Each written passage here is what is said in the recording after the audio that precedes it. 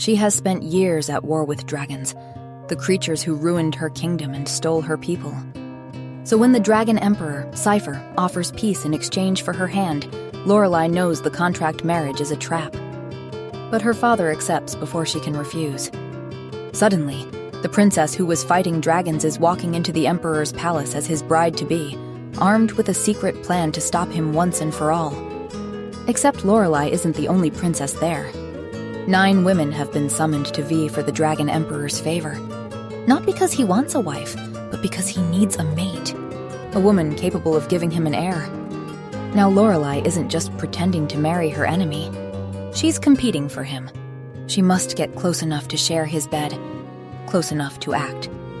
Unfortunately, every moment in his presence feels charged, intimate, as if they're both battling an urge they cannot fully control. And the longer Lorelai plays along, the harder it becomes to resist the pull of her enemy. She tells herself it's enchantment, a trick, a spell, anything but the truth.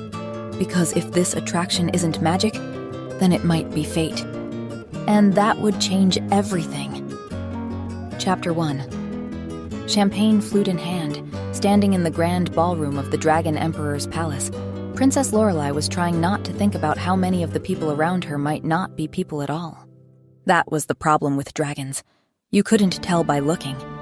The man in burgundy velvet, dragon or human. The woman in emerald silk, dragon or human. There was no way to know, not until they shifted, and by then it was usually too late. For most of her life, Lorelai hadn't even known dragons could take human form. As far as the human kingdoms were concerned, dragons were monsters, winged beasts that took their sacrifices and burned their villages. Then the Dragon Emperor had sent envoys who spoke of dragon cities in the clouds, of civilization beyond anything humans had imagined, who offered peace. The human kingdoms had been skeptical, but the Dragon Emperor had been persuasive, offering territory, wealth, protection. He'd opened trade routes and promised, in writing, that the sacrifices would end. But in exchange, "Human dragon doesn't matter," her brother Caspian whispered. "They're all here to celebrate your engagement." Lorelai snorted. "Until 6 months ago, we were at war." "War," Caspian smiled. More like humans trembled and sacrificed their daughters to be left in peace. "Indeed, so really, not much has changed. We are all still afraid and—" "You're about to be sacrificed," Caspian concluded. "Though the Emperor plans to marry you, not eat you alive." "The same difference," Lorelai muttered. "A marriage contract. That's what it would take for the dragons to accept peace, with Lorelai specifically, which made absolutely no sense. She'd actually laughed when her father had told her. This has to be a trick. Perhaps, but their emperor is offering a true peace treaty, and he's promised the sacrifices will end. Lorelai's chest had gone tight. She'd thought about Elvina immediately, her maid, her friend, barely 16 when her name had been drawn. Lorelai had tried to cut her free with nothing but a sword and desperate courage. It hadn't been enough. What does he want in exchange? You, as his empress. Lorelai had gaped. And what happens when he realizes I can't give him children? Because that was the reality. Lorelai was barren, thanks to the dragon who'd struck her down when she'd tried to save Elvina. Her brief marriage had ended in annulment. "You're human," her father had said. "He probably doesn't expect you to bear him an heir." "So what does he expect? A nice prop?" "This is our chance, Lorelai, to secure peace." She'd fled to her chambers. Caspian had found her an hour later. "I think it's a trap," he'd said. "The Dragon Emperor suddenly wants peace? Wants to marry a human woman he's never met? They've been taking our people for centuries. Why would that suddenly stop?" He'd been right. "Father's going to accept," she'd said quietly. "I know. So the question is, what are you going to do about it?" 2 months later, Lorelai had arrived in the dragon capital with her brother at her side and a necklace around her throat that hopefully contained enough dragon poison to kill the most powerful being alive. No one outside of Lorelai's family even knew such poison existed. And somewhere in this palace, the Dragon Emperor himself was preparing to make his entrance. Her hand drifted to the necklace as the music stopped, someone proclaiming, "His Imperial Majesty, Cypher of House Ignis, Emperor of the 5 Kingdoms, Lord of the Eternal Flame. Lorelei stopped listening, heart hammering. Guards lined up, and she felt the temperature drop as something ancient crossed the threshold. She'd prepared herself for something terrible, but she hadn't prepared herself for the beautiful man in the doorway. For his sharp cheekbones or his mouth, obscene in its perfection with a full lower lip, the upper one curved with just enough cruelty to make her stomach drop. He was tall, easily a head taller than any man in the room, with shoulders broad enough that her first thought was what it would feel like to be held against that chest. Her mouth went dry, and Lorelei's hand flew to the necklace, gripping the sapphire until the metal cut into her palm. He was a dragon, a monster. This attraction had to be magic. Dragons could do that, couldn't they? Cypher moved into the ballroom, greeting people with polite nods. His expression remained distant, bored, until his eyes found hers across the ballroom. The noise faded. There was only him and those burning eyes locked onto hers. Her knees nearly buckled. The Emperor paused, his eyes widening, his lips parting, his body rigid like he'd just been struck. His mouth curved into a smile. He held her gaze for one more heartbeat, then turned away, continuing through the crowd. Lorelei stood frozen, pulse hammering. What was that? An attendant appeared at her elbow. "Princess, if you would come with me, please." The attendant led her to the eastern wall where other women were gathering. Beautiful women in elaborate gowns, all looking confused. She recognized Princess Annabella of Ambrose, Lady Selena of Creth. Were these all human princesses? "If you would stand here, Your Highness." They were arranged in a line now, 10 of them, all beautiful, all noble. Lorelei's stomach dropped. She found Caspian, his expression tight with fury. "Nervous?" Annabella asked. "You should be." Lorelei's jaw tightened. "Excuse me?" "May the best woman win." "Win what?" But the crowd was parting, the Dragon Emperor walking toward them, and Lorelei's world narrowed. "This isn't my engagement ball." Cypher stopped in front of them. Up close, he was even more devastating. Lorelei was 5th in line, close enough to catch his eyes move over each of them. "Welcome, princesses of the human kingdoms." His voice was rich and commanding. "Princesses, plural. You are all invited here under the premise of a political alliance. I thank you for accepting. Which is why I must be honest about the true nature of this gathering." Lorelei's hands clenched. "I require a mate, for only a true mate bond can produce an heir, and such bonds cannot be forced. They simply are, or they are not." He paused. "For decades I have searched amongst other dragons, but recently a dragon king found his mate with a human woman. I could hardly believe it, but I supposed there is no harm in trying. I will not be choosing a bride tonight. Instead, I will take willing volunteers as mistresses. I will court each of you in turn, and should any of you form the mate bond with me, and prove capable of bearing my heir, she will become my empress." The ballroom erupted, gasps, whispers, and Lorelei gaped. She'd come here thinking she was the Emperor's chosen bride, but she was just one option among many. The humiliation burned. And worse, the memory of how she'd stared when he entered, how her body had responded. He'd probably thought she was just another desperate princess angling for a crown. Heat flooded her face. Cypher was walking down the line now. Before she could think better of it, the words spilled out. "Is this how dragons shop for mares?" The ballroom went dead silent. Cypher's eyebrows rose, but Lorelei went on. "What's next? Will you be assessing our teeth too?" Someone behind her gasped. Cypher tilted his head, smile widening. "You object to the process, princess?" Lorelei of Keldorn. "And yes, this may come as a surprise, but women do not tend to love being paraded like livestock." Cypher took a step closer. "Yet you came here willingly, didn't you?"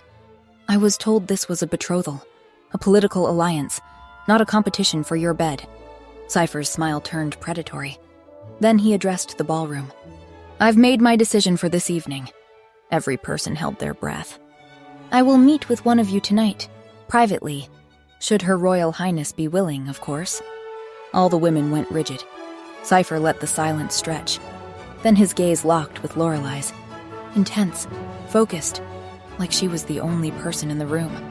Her breath caught as he took a step forward. just one, but deliberate. His lips parted. The crowd leaned forward.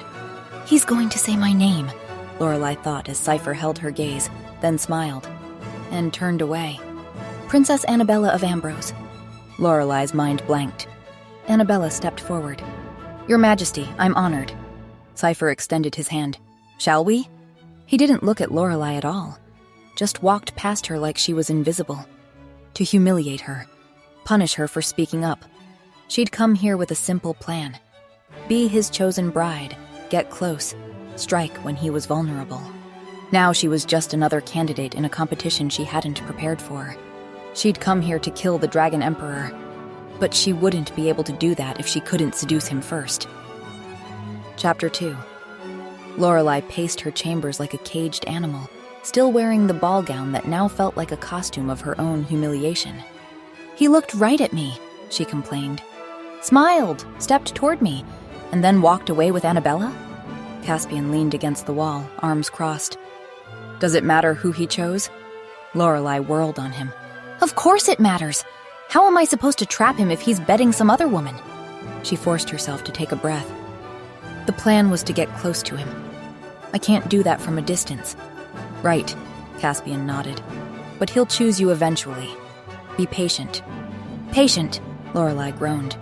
The humiliation was still burning through her veins, hot and acidic. "And he thinks he's so clever," she muttered. "With his stupidly beautiful face. No one looks like that naturally." Caspian's eyebrows rose. "Should I be worried?"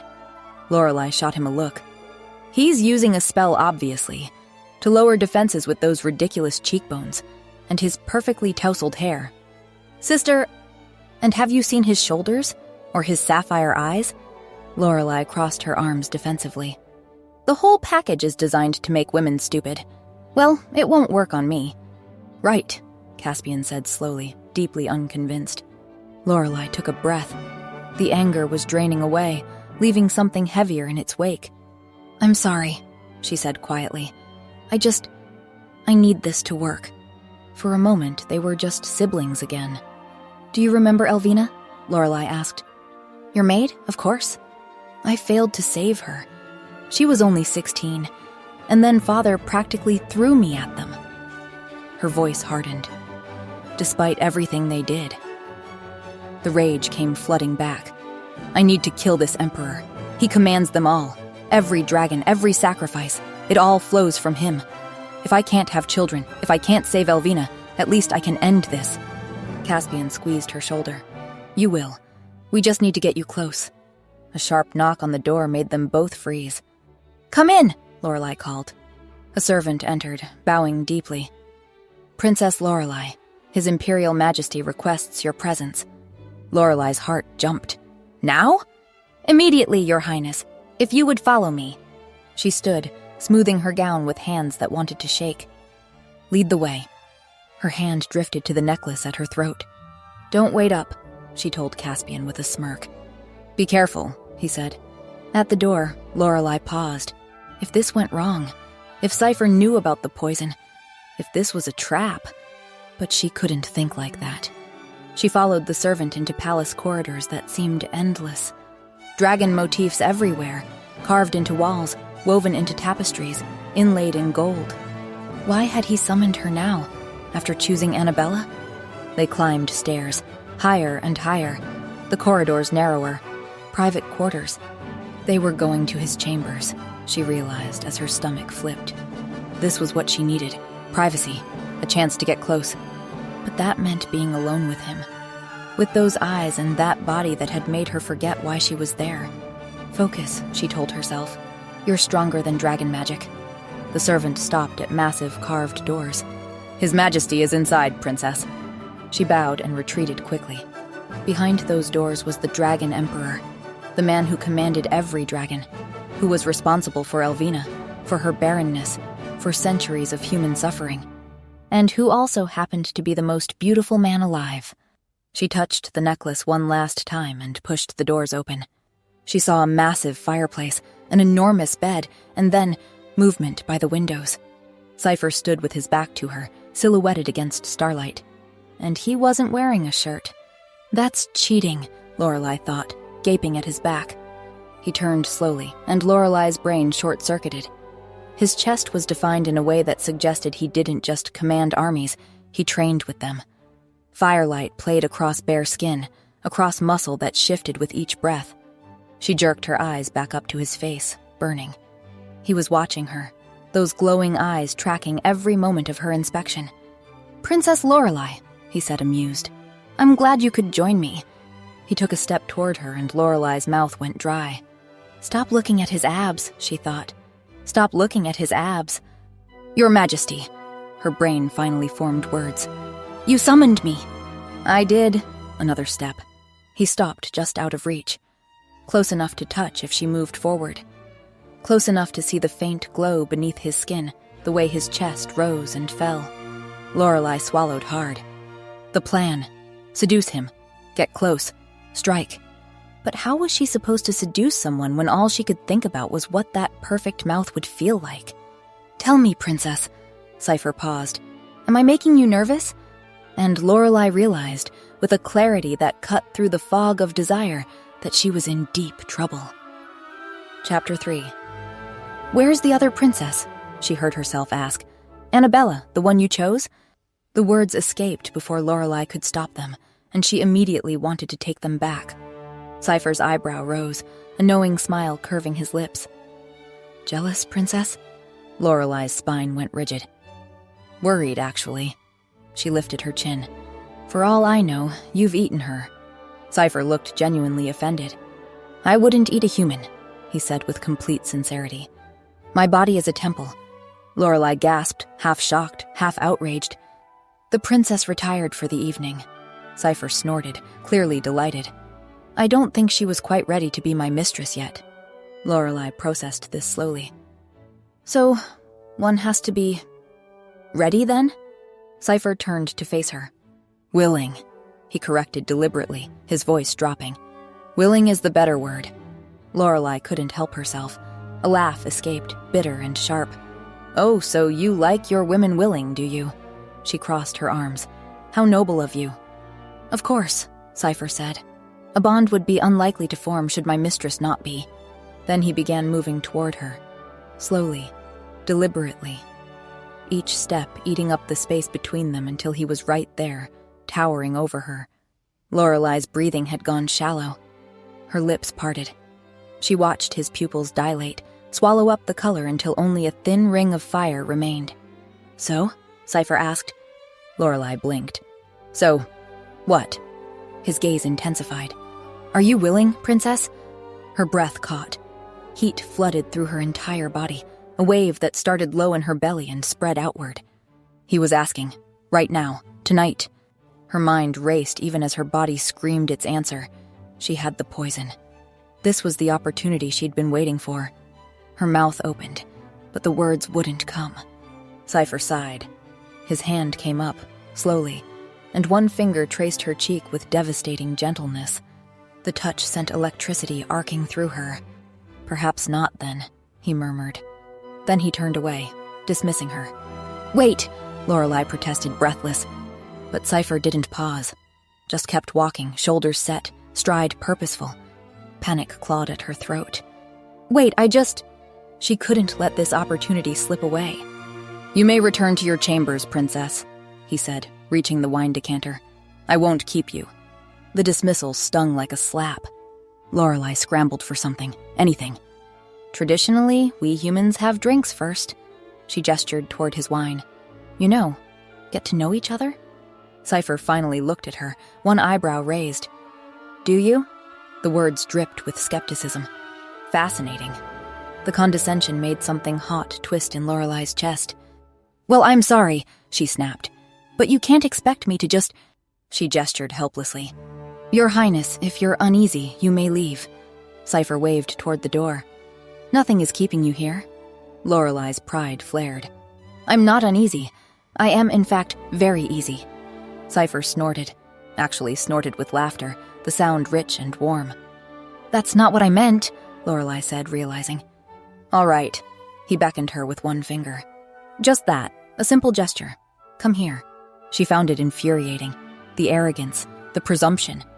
Then again, This was why she was here, to get close enough to poison him. Cypher waited. Well? Lorelei blinked. Well, what? His smile sharpened. Go ahead. He paused. Seduce me. Lorelei froze. What? Cypher leaned back against the window ledge, arms crossed, waiting. Seduce me, he repeated. Show me why I shouldn't call one of the other disposable human princesses and keep you instead. Lorelei's hand moved before her brain could catch up. Crack! Her palm connected with his cheek, the sound echoing through the chamber. Silence. Then Cypher laughed. He turned back to face her, eyes bright with genuine delight.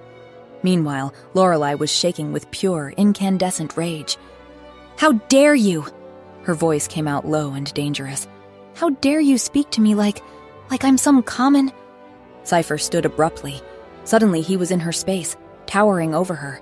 How dare I? His voice was soft, deadly soft. I told you that you could leave. He leaned closer. You chose to stay.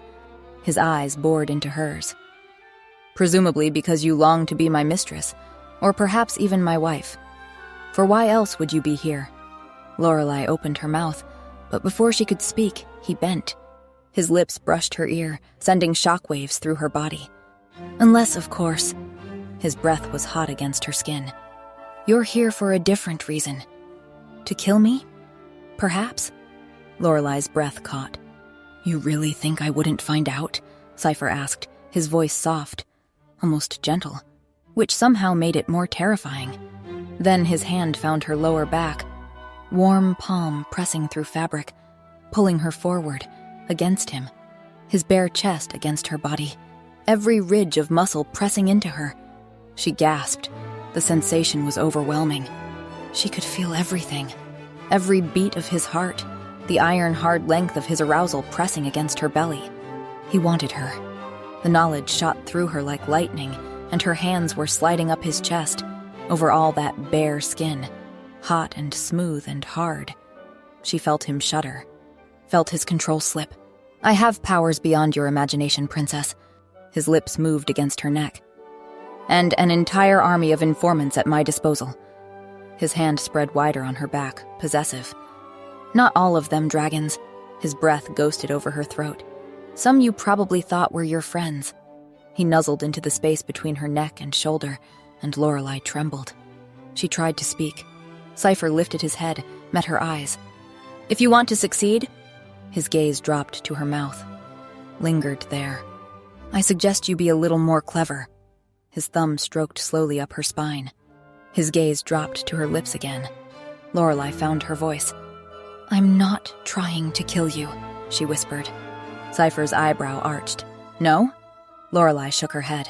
No. The lie hung between them. They both knew it was a lie. Then Lorelei pressed her lips to his. Lightning and fire, every nerve ending lighting up at once. Cypher responded immediately, his hand fisted in her hair, angling her head exactly how he wanted it. The kiss deepened, neither of them gentle. His tongue slid against hers, and the sensation made her knees buckle. She made a sound. Cypher groaned in response. His hands tightened on her, and suddenly they were moving.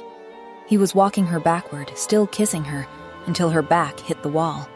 The impact drove the breath from her lungs, but she didn't care. His body was pinning her there, all that heat and hardness pressing her into stone, and his mouth was still on hers and his hands were everywhere. Her back arched, pressing her breasts against his chest, and she felt his sharp intake of breath. Then Cypher stepped back, leaving her gasping and disoriented. Good night, princess, he said, chest heaving. You may return to your chambers. Lorelei stared at him, too stunned to move. Cypher was already turning away, like nothing had happened, like that kiss, that world-ending, reality-shattering kiss, meant nothing at all. Chapter 4. Lorelei had been in the Dragon Emperor's palace for 3 days since that kiss, and she hadn't seen him since. She was here to kill him, not pine after him. Unfortunately, her body didn't seem to understand that. Every night she woke from dreams she couldn't quite remember. His hands on her skin, his mouth trailing fire down her throat. She'd wake gasping, an ache between her legs that no amount of cold water could ease. It was humiliating, and it was all his fault. It had to be some kind of enchantment. She'd been married before and never felt this desperate, clawing need. Evening found Lorelei on her balcony, staring at a plate of food she had no appetite for. The sun was setting, painting the sky in shades of orange and gold that reminded her too much of his eyes. Everything reminded her of him. She poured herself wine, took a long drink, then another. Below, the capital sprawled in all directions, and above, dragons. Several large shapes wheeled through the air, silhouetted against the dying light. They were beautiful, Lorelei had to admit, the way they moved with such power and precision. One dragon in particular caught her attention. Larger than the others, with black scales that gleamed in the fading light. Lightning crackled across its wings in faint, dancing arcs. Lorelei leaned forward, wineglass forgotten. She knew, with bone-deep certainty, that it was him. Cypher. Heat flooded through her at the thought of his name. The dragon circled the palace once, twice, then dove. Lorelei's breath caught as he pulled up at the last moment, landing somewhere out of sight. She imagined him shifting, scales melting back into skin. Her thighs clenched. She drained her wineglass and immediately poured another. He wasn't going to choose her. She knew that now. It had been 3 days. 3 days he spent with the other princesses. He'd invited her here not because he wanted her, but because he knew she was a threat. Which meant, if she wanted any opportunity to complete her mission, she'd have to create it herself. I'll have to seduce him. The thought sent heat spiraling through her belly. She'd have to be smart about it, strategic. Because he had some kind of hold over her, some enchantment that made her lose her mind whenever he was near. Lorelei poured more wine. The world had soft edges now. She'd need to catch him alone, make herself irresistible. She could do this. She would do this. Another glass, just to be sure. When Lorelei stood, stars were appearing and the balcony tilted slightly. She grabbed the railing, blinking hard. Not that it mattered. Time to find the Dragon Emperor. In the palace corridors, the walls seemed to wave slightly. Lorelei put one hand on the wall as her guards materialized behind her. The tall one cleared his throat. Your Highness, perhaps you should return to your chambers? Lorelei waved her hand. I'm going to see the Emperor. The nodding made everything spin in interesting ways. The guards exchanged glances. Your Highness, it's quite late. Perhaps in the morning. No, now. Lorelei started walking. The thing was, she had no idea where Cypher's chambers were, but somehow her feet knew the way. She turned left without thinking, then right, then up a staircase. There was a warmth in her chest, a pull, like a thread connecting her ribs to something distant. This way. Then she was standing in front of those massive carved doors. One of the guards stepped forward. Your Highness, I really think... Shh. Lorelei put her finger to his lips. I've got this. She knocked on the door. Hard, then harder when there was no immediate response. Your Majesty, her voice echoed. I know you're in there. The door swung open, and there he was. Candlelight painted shadows across his chest, and his hair was slightly damp. Fancy meeting you here, Lorelei greeted. Cypher's eyebrow rose. Fancy meeting me here, in my room? Lorelei beamed at him, trying to step inside with devastating grace. But her foot caught on the threshold and she pitched forward with a small yelp. Cypher's hands shot out, catching her by the waist. And suddenly they were touching. She could see his pulse beating in his throat. Her hands landed on his chest and started moving, exploring. Up over his shoulders, God's, his shoulders, then back down, over his chest, his abs, hard as stone. Lower. His hand caught her wrist. Lorelei, he warned. She looked up. His eyes were glowing brighter than she'd ever seen them, nearly gold. His jaw was clenched tight. I can't help it, she informed him. It is your fault for enchanting me. He paused, swallowed. Enchanting you? Yes, she swayed and he held her upright. You've cast a spell on me. Cypher stared at her for a long moment. You've been drinking, haven't you, Lorelei?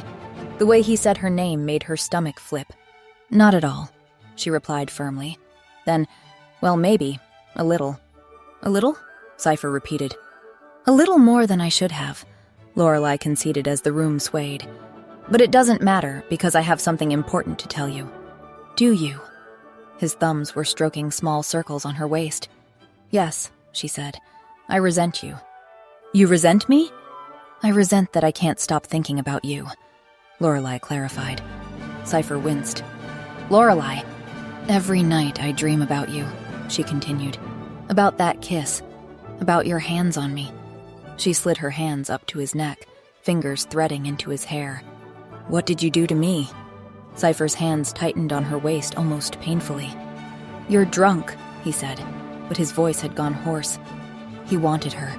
She could see it, feel it, the tension in his body, the way his gaze kept dropping to her mouth. You should go, he said. Don't want to. Lorelei pressed closer until she could feel the heat of him seeping through her gown. Her hands slid from his hair down his neck, over his shoulders. This is a terrible idea, Cypher muttered, but he hadn't let go of her. His hands were still on her waist, thumbs still stroking. For a moment, she thought he was going to kiss her. Wanted him to kiss her with an intensity that stole her breath. His head dipped. His mouth came inches from hers. She could feel his breath ghosting across her lips. Then he stopped. You need water, he said, stepping away. Lorelei swayed without his support. And something for the hangover you're going to have. He moved toward a side table, putting distance between them. I'm not going to have a hangover, Lorelei protested. I feel wonderful. A lie. She felt dizzy and hot and achy and desperate. But also wonderful, because he was here. Cypher returned with a glass of something that shimmered faintly. Drink this, he said. It's a hangover cure. She took the glass, sniffed it suspiciously. If you poison me, I'll be very annoyed, she declared, making him smile. Cypher was watching her with an expression that made her chest ache. You're cute when you pretend you don't want to kiss me, she murmured. The exhaustion hit her all at once. The wine, the medicine, the days of stress and unfulfilled desire. Her legs went weak. Cypher caught her before she could fall, lifted her easily, one arm under her knees, the other supporting her back. Lorelei's head fell against his shoulder. She felt him sigh, felt him press his face into her hair for just a moment. You're going to be the death of me, princess, he murmured. Lorelei smiled, eyes already closed. Chapter 5.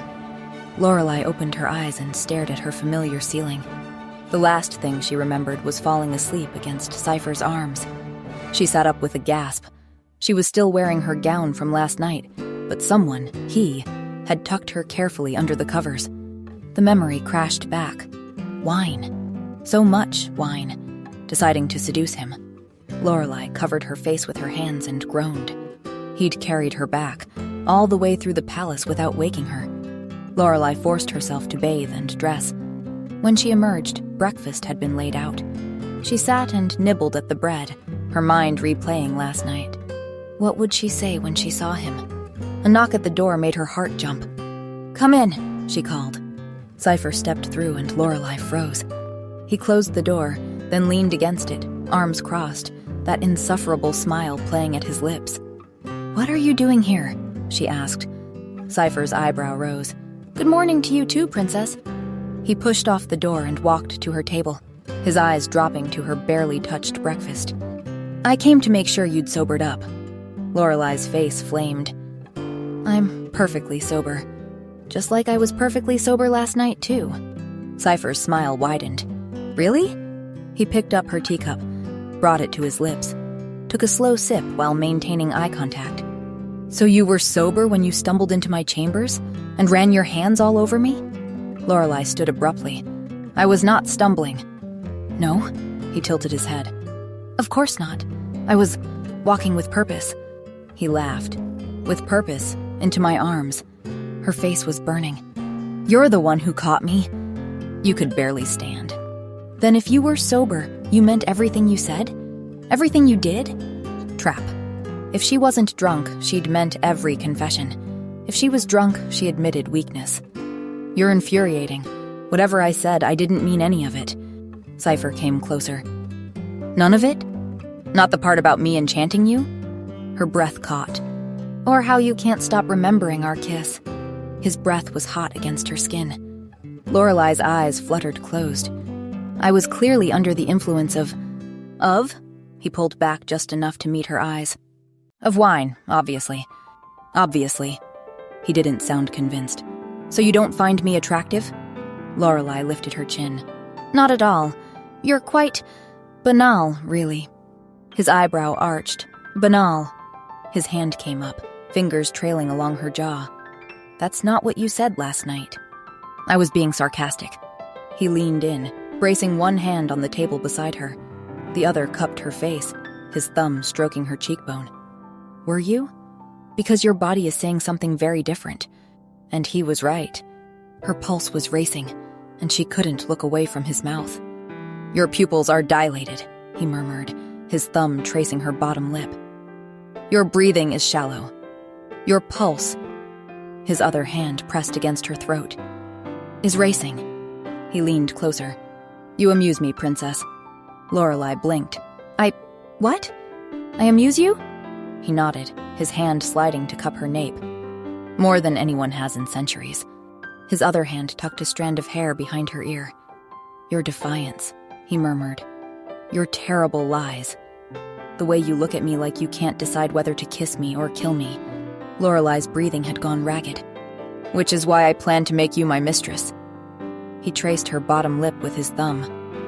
If you're willing. His eyes bored into hers, and she could see the hunger there.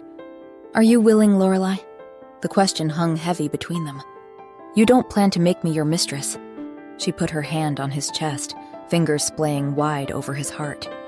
I plan to make you my lover. Cypher went very still. His chest rose and fell more rapidly under her palm. Is that so? He whispered. Lorelei nodded. He studied her for a long moment. His hand slid to cup her jaw, tilting her face up. Then, good. He leaned in, his lips brushing her ear. Because you'll never be able to bear me a child if you're not willing. His teeth grazed her earlobe and she gasped. That's not how mating bonds work. Guilt crashed through her. She couldn't give him children, but that was what he wanted. She should tell him. But his mouth was on her neck, hot kisses trailing down her throat. She'd tell him later. Cypher's mouth claimed hers, his hand fisted in her hair, and Lorelei forgot everything. The guilt, the mission, the poison necklace.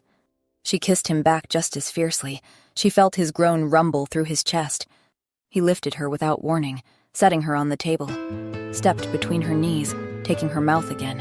His lips moved to her throat, her jaw, the sensitive spot behind her ear. Bedroom, he growled. Yes, please. He lifted her again, and she wrapped her legs around his waist. Then he was lowering her onto the bed. She reached up. Her hands splayed across his chest, and he removed his shirt as she traced his abdomen. Cypher shuddered. You're beautiful, she whispered. Something flashed across his face. Surprise, vulnerability. And so are you. His hands found the fastenings of her gown. His gaze raked over her slowly. Then he bent his head and kissed her collarbone, her shoulder, the swell of her breast through the fabric. Perfect, he murmured. You're perfect. His hands slid up her thighs, taking the chemise with them. When he finally touched her with a shared, desperate longing, she felt the world tilt. The pleasure built impossibly higher, and then they became one and she shattered, because something impossibly strange washed over her. Satisfaction that felt masculine, pride, fierce arousal. Suddenly her own pleasure layered with sensations that felt like they were coming from him. She frowned. What was happening? It was as if she could feel the sheer depth of his desire for her. Feel the sensations coursing through him, foreign and yet undeniable. Before she could process it, Cypher was kissing her again, until she was desperate for him. More, she gasped. But what she wasn't prepared for was the emotional onslaught. The intensity of their connection sent pleasure cascading through her, his building alongside hers, and somehow she could feel him following her over. Then they lay tangled together, their breathing slowing, their hearts gradually finding the same rhythm. She started to wonder about that strange connection, but then he was kissing her again. Again, he murmured against her lips. And somehow she knew he wasn't just asking. He was desperate for it. The knowledge was intoxicating. Chapter 6. Days blurred together. There was only him. Them. Every moment together ended the same way, tangled together, breathless and sated, only to start all over again. They were insatiable. On the training grounds, when she'd gone to watch him spar, he'd caught her staring and pulled her into an empty armory without a word. "Quiet, love," he'd growled against her throat. "Unless you want the entire guard to hear what I do to you." Like it had in the library, where his hand had slid up her thigh under her gown, or the gardens at midnight where they'd taken their time until she was begging. She was addicted to his touch, his taste, the way he made her feel, to that strange connection humming between them constantly now. The poison necklace still sat in her drawer, untouched, waiting. Every night she told herself, "Tomorrow, I'll do it tomorrow." But tomorrow became next week, and next week became next month. She couldn't even bring herself to care. That night they were having dinner in his private dining room when she noticed mid-sentence that Cypher had stopped eating entirely. "What is it?" she asked. He stood abruptly, chair scraping back. "Cypher." He pulled her up, hands gripping her waist, and kissed her hard. "I need you," he growled against her lips. "Now. Can't wait." He lifted her onto the table. Plates scattered, crystal goblets tipping. Wine spilled across white linen spreading crimson stains.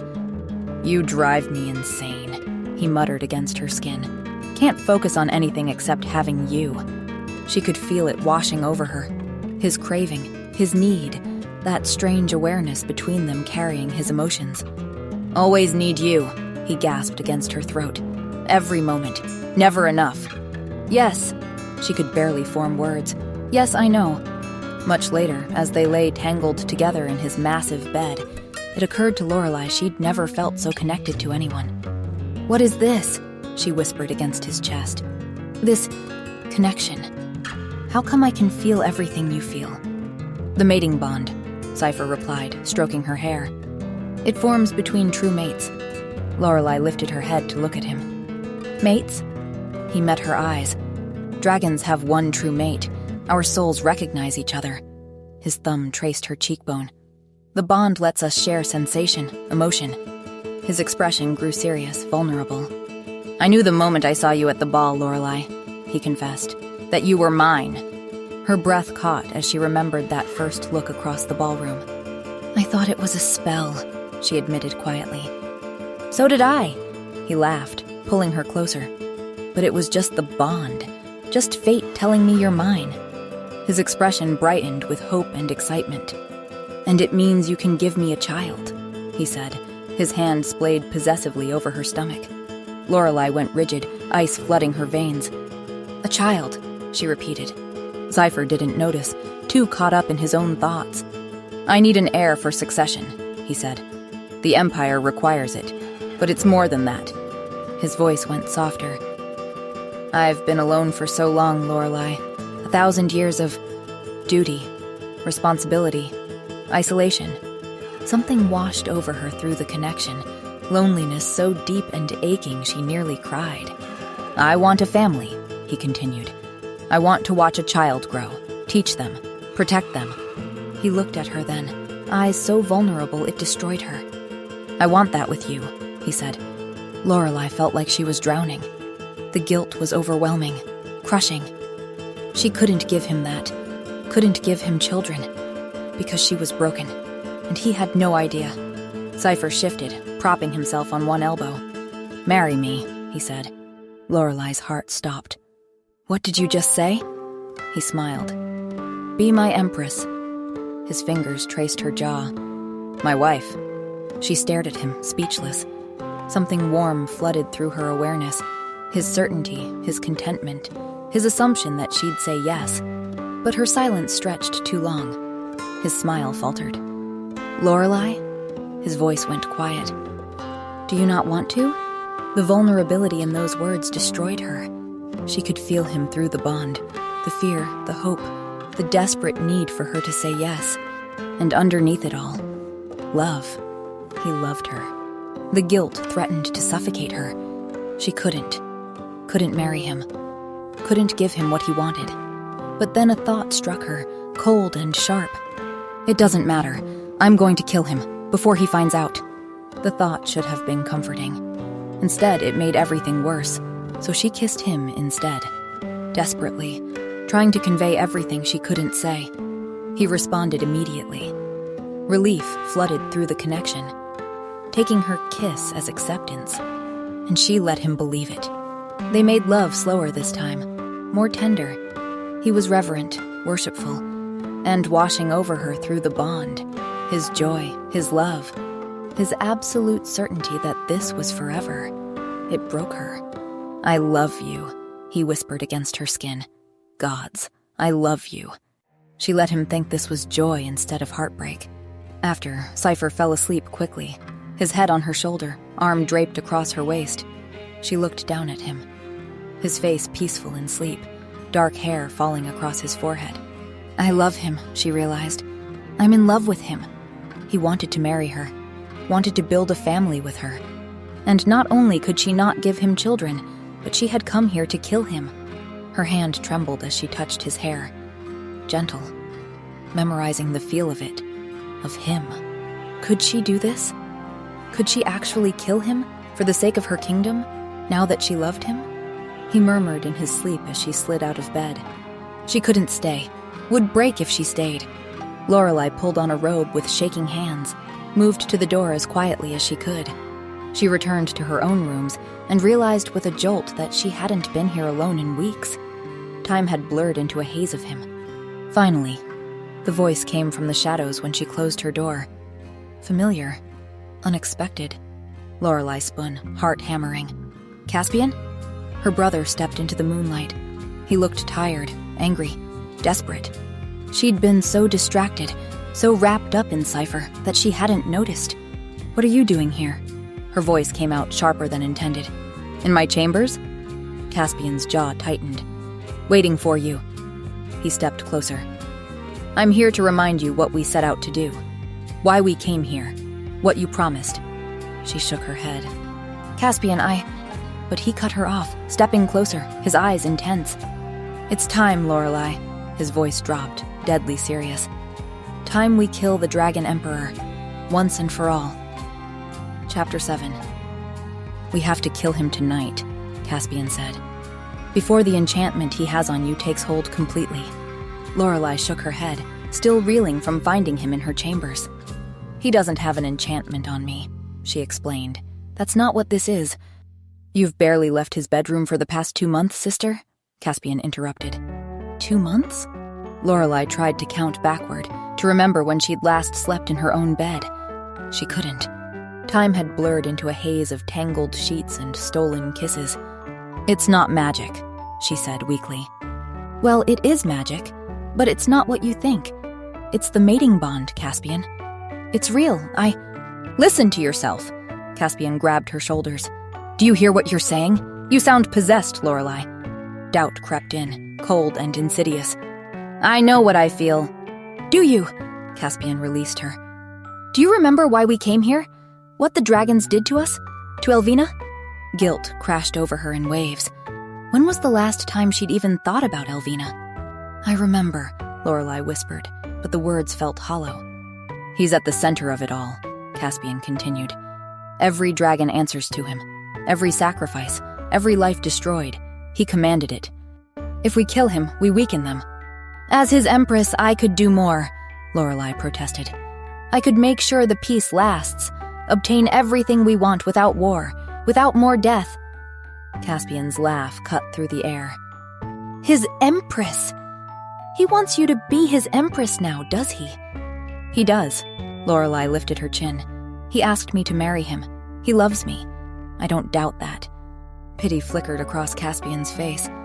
"And how will he feel," he asked, "when he realizes you're infertile, sister?" Lorelei's breath caught. "How will he feel when he realizes that you can't give him the thing he longs for most in this world?" Caspian took a step closer. "You really think he'll make you his empress, then?" She opened her mouth, closed it. No words would come.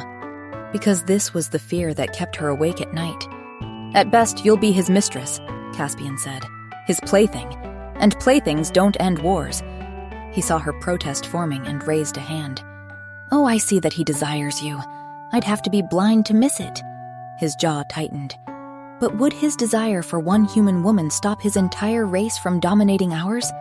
Doubt crept in like poison. Because he was right, wasn't he? She'd seen Cypher rule, had felt through the bond how seriously he took his responsibilities. He was emperor before he was anything else, including hers. We must end this, sister. Caspian held out the necklace. He won't see it coming. A few drops while he sleeps will suffice. Lorelei stared at the poison, and her mind flooded with images.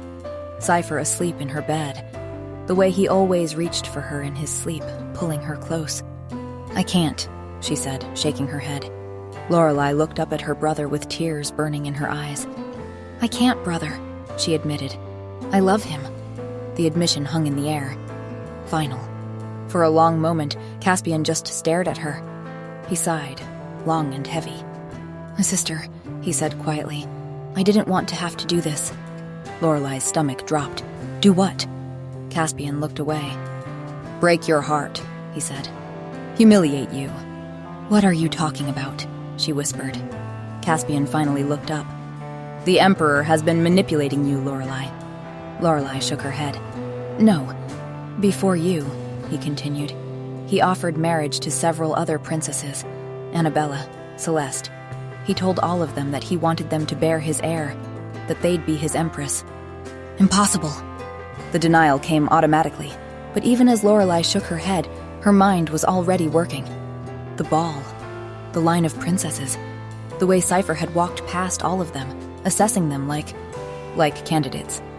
He wouldn't do that, she said, wavering. Ask Annabella, Caspian said quietly. Ask Celeste. That first night at the ball, he chose Annabella, took her to his chambers. Do you know what he did after he dismissed her and sent for you? Lorelei shook her head, throat tightening. Stop! He went to Celeste, Caspian sighed. Then to Matilda. He's playing all of you, sister, keeping his options open in case one doesn't work out. We have a bond, Lorelei cried. I feel it. I feel him. That may be so, Caspian said. But sister, despite this bond that may have surprised even him, what he wants most in the world is an heir. You've felt it yourself, haven't you? Lorelei closed her eyes against the memory. Cypher's loneliness washing over her, his longing for family, for a child. He'll stop at nothing to get it, Caspian said, even if it means courting 9 human women at once. He said he loved me, she said, her voice breaking. I'm sure he does love you, in his way. Caspian pulled her into his arms. As much as a dragon can love anything, but love doesn't change his priorities, sister. Lorelei's mind was reeling. The truth is that dragons have trouble sustaining a pregnancy, Caspian said. Ask around. You'll see it's true. Their numbers are declining because they can barely reproduce. Why do you think Cypher suddenly extended an olive branch to a species he's spent centuries ignoring? Lorelei shrugged. It's because no dragon has managed to give him a child. But recently, one dragon king found a human mate who bore him an heir. Caspian pulled back to look at her. Cypher has been obsessed with testing the theory. Don't you see? This is what this has all been about. Finding a human who can give him what dragons can't. The pieces clicked together with horrible clarity. The timing of Cypher's peace offer, the way he'd gathered princesses from across the human kingdoms. And because the chances are so low, Caspian continued, he's going to try with all 9 of you. Whoever can give him a child gets the crown. The rest, he shook his head. If you die trying to bear him an heir, he'll find others to replace you. You don't matter to him, Lorelei, Caspian whispered. Not the way you think you do. Not the way you matter to me. Tears burned hot tracks down Lorelei's cheeks. She wanted to deny it, but everything he was saying made such horrible, perfect sense. She'd seen Cypher with the other women, had felt through the bond how desperately he wanted a child, and she couldn't give him one. So, why would he choose her over the others? They're not like us, Lorelei. Caspian's voice pulled her back. They're cold-blooded ancient creatures desperate to reproduce and strengthen their numbers. And Cypher is their emperor, Caspian continued. His first duty is to his people. Of course, that would be his priority, over the love of a human who won't live even a fraction of his life. Lorelei crumbled. She'd felt the weight of the Empire pressing down on Cypher constantly. How could one human woman, even his mate, compete with that? Even so, she whispered, he swore he would bring peace between our peoples. He promised to get us to cooperate. Caspian's voice sharpened. To make human women willing to bear the risk. Has he told you? Has he told any of you about the real dangers you're facing? He stepped back. If you became pregnant, Lorelei, do you know what the chances are that you'd survive carrying a dragon child to term? She shook her head mutely. Close to none, Lorelei.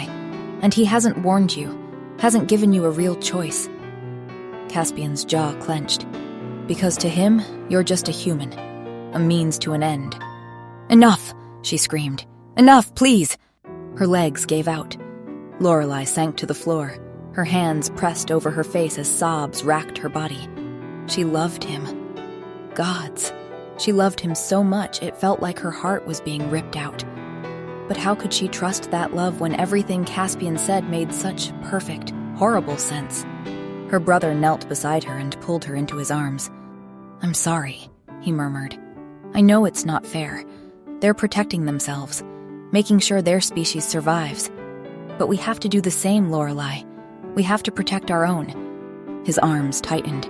It's our duty, to our people, to the girls like Elvina who can't protect themselves. Elvina, who had screamed for help, who Lorelei had failed to save. I know you don't want to hurt him, Caspian said, but you must do this, for your kingdom, for our people. Lorelei's mind was a chaos of warring thoughts. She loved Cypher, that was undeniable. But if he'd been manipulating her, if the bond was just a trick, if she was just one option among many, if he'd been willing to risk her life just to get an heir, could she really let that stand? Could she put her own heart above the safety of her people? If Cypher was thinking of his people first, then she had to do the same, even if it destroyed her. I'll do my duty, she heard herself say. The words came from far away, like someone else was speaking. Her voice sounded hollow, empty, like something inside her had died already. Chapter 8. The guards outside Cypher's chambers didn't even blink when she approached.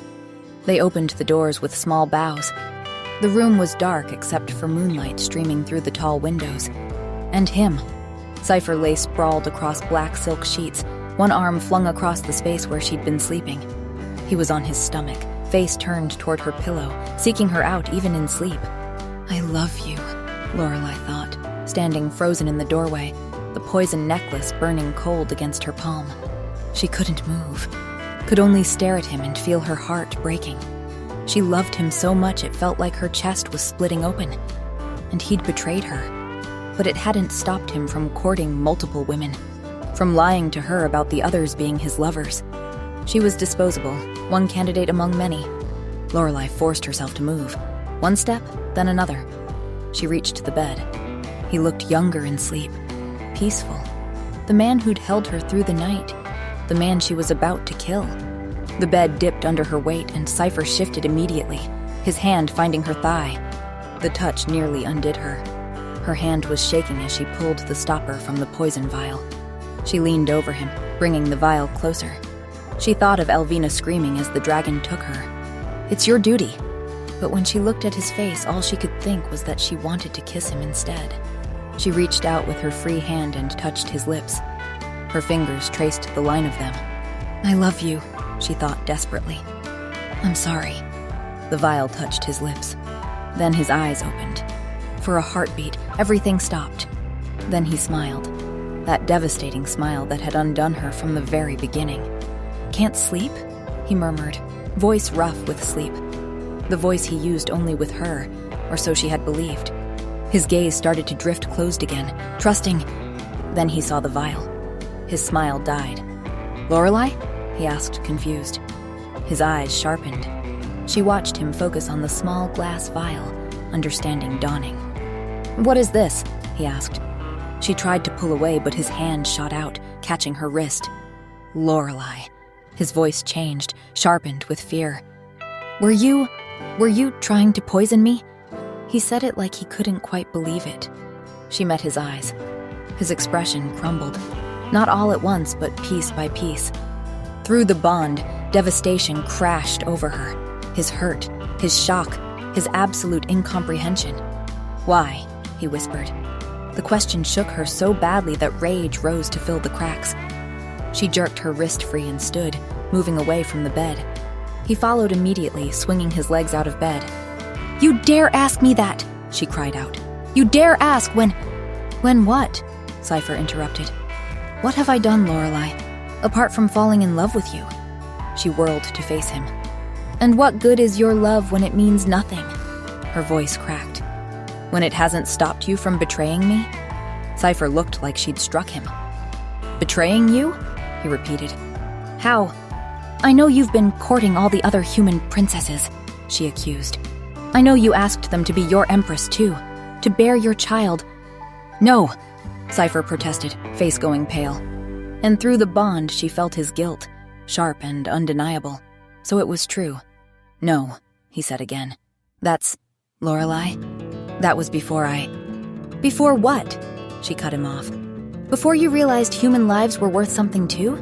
Before I realized you were my mate," his voice rose.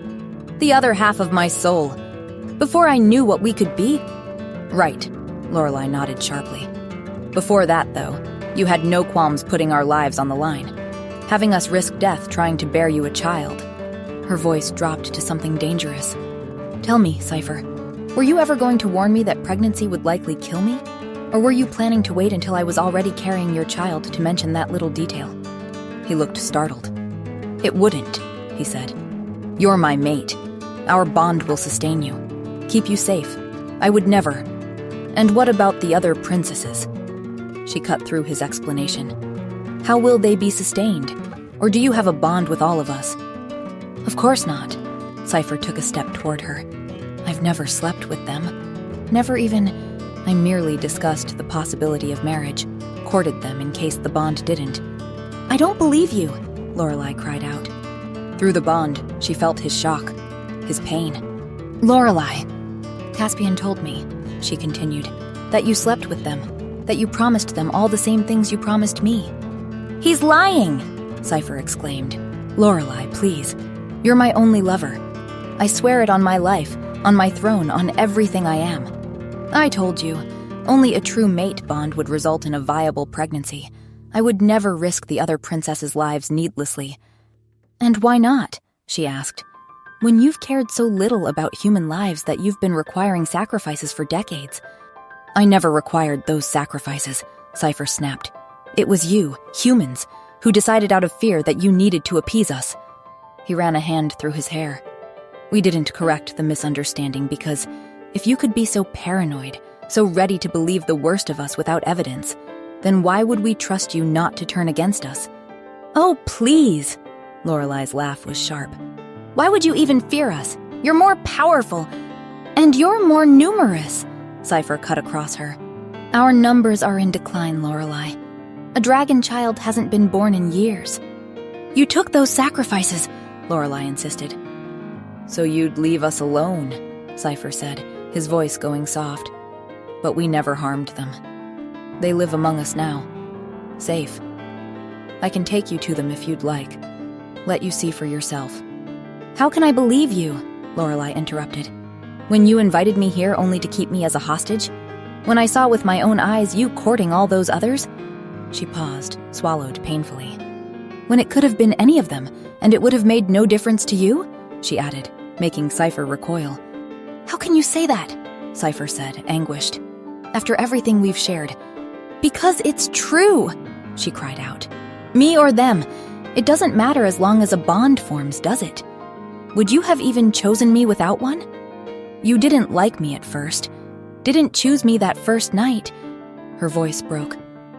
"How do I know this bond isn't some kind of spell? You really think I'd lie to you?" Cypher asked. "About loving you?" Lorelei hesitated. She could feel him through the connection, his pain so profound it made her knees weak. It all felt real. But Caspian's words echoed in her mind. His people were dying, and he needed to save them. "Yes," she whispered, "I think you would, because you're the Emperor, and this is your duty, just like killing you is mine."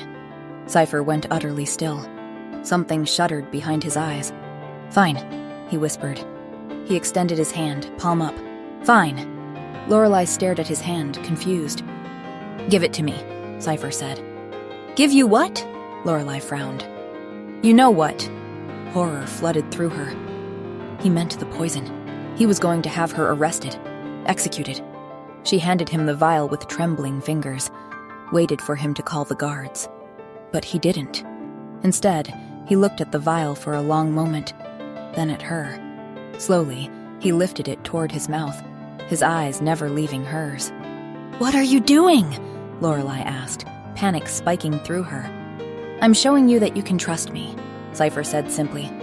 "What are you talking about?" Through the bond, she felt his determination. "Stop!" she was shouting now. "It's poison, you idiot! It'll kill you!" Cypher met her gaze. "It won't kill me," he said softly, "because you're going to save me." The vial was at his lips now. "What are you talking about?" She shook her head frantically. "I can't save you. Cypher, listen to me. There's no antidote." "Don't need one," Cypher declared.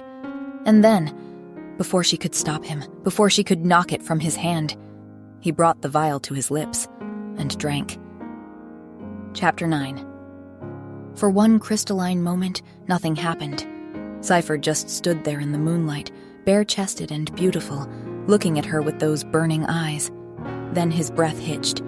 His hand flew to his chest, fingers splaying wide over his heart, and his eyes widened, pupils dilating until only a thin ring of gold remained. "What did you do?" Lorelei cried out, grabbing his face between her hands. His skin was already changing, going clammy and cold.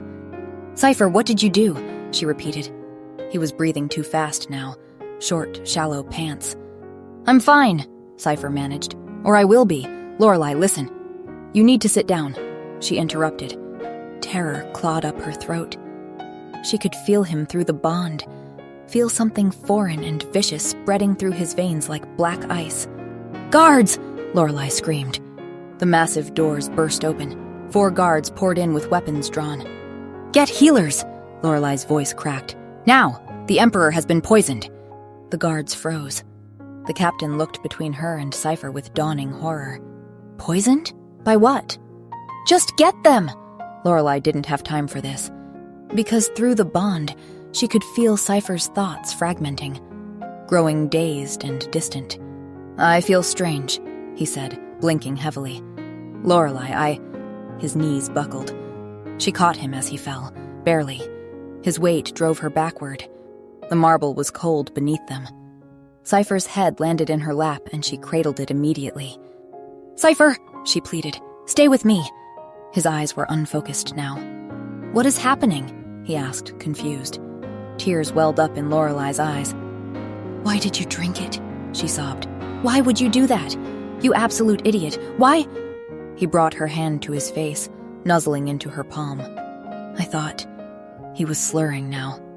"I thought you wanted me to." The words were a dagger between her ribs. "No," Lorelei choked out. "No, I wouldn't have. I couldn't. Cypher, I'm so sorry. I was just angry. I was hurt. I didn't mean..." "Angry?" Cypher's voice was dreamy now.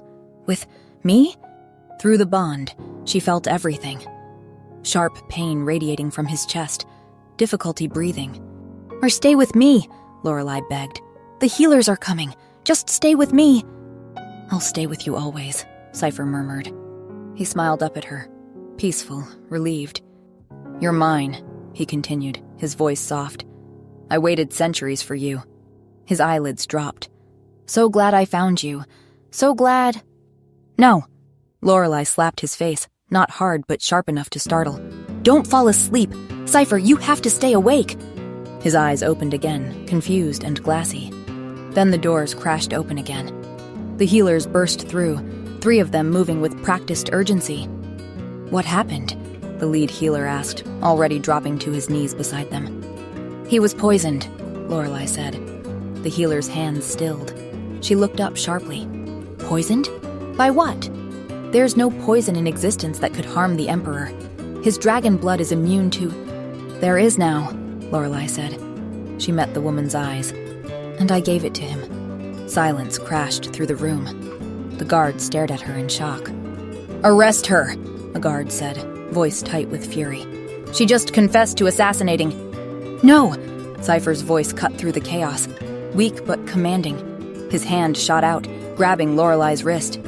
"Back away, all of you," he said. "You're speaking of your future empress. Be more respectful." The young guard gaped. "But Our Majesty, she poisoned you." "She did not," Cypher interrupted, struggling to sit. "I poisoned myself." More stunned silence. Lorelai started crying in earnest, great, shaking sobs. "It's my fault," Lorelai gasped. Cypher's hand left her wrist and found her face. His touch was gentle despite the tremors running through him. "You're my mate," he said softly, but with so much certainty and devotion. "You can heal me." Lorelai stared at him through her tears. "I'm not a healer." "You don't need to be," Cypher said. His eyes were closing again. She could feel him slipping away. "Only you can save me, Lorelai," Cypher whispered. Then his hand fell from her face. His body went completely limp in her arms. "Cypher?"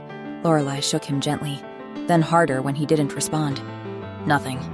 Through the bond, she felt the poison seeping through him like darkness spreading across light. "I don't understand!" Lorelai exclaimed. The head healer was staring at Cypher with an expression caught between horror and fascination. "I think I know what he means," she said slowly. "Then tell me!" Lorelai screamed. "Through mate bonds, you can share life force," the healer explained. "It's a power unique to true dragon mates, a way for bonded pairs to sustain each other when one is dying." "But I'm not a dragon," Lorelai started. "You don't have to be," the healer said. She leaned forward, her eyes urgent. "One of the Dragon Kings, Jesper of the Northern Territories, took a human mate.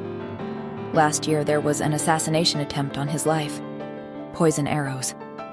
He should have died within hours." Lorelai's mind flashed back. The girl they'd been trying to save, Ophelia. The massive white dragon she'd shot with 3 poisoned arrows. "Try," the healer urged. "You're the Emperor's mate. If anyone can save him, it's you." Lorelai looked down at Cypher. His face was pale as death. His lips were going blue. She pressed her hands to his chest and tried. Closed her eyes and reached for that connection between them. Nothing happened. "It's not working," she panicked. "Keep trying," the healer said. "Focus on the bond, on what connects you." But all Lorelai could feel was him dying. "What about one of the other princesses?" she asked, grasping at anything. "Maybe they could. Maybe if one of them tried." "His Majesty doesn't share a bond with anyone else," the healer said firmly. "True mates are rare, Your Highness. Once in a lifetime. You are his. There is no one else." The words hit her like lightning. There is no one else. And Cypher had drunk poison. Actual poison that was killing him right now. Just to prove that to her.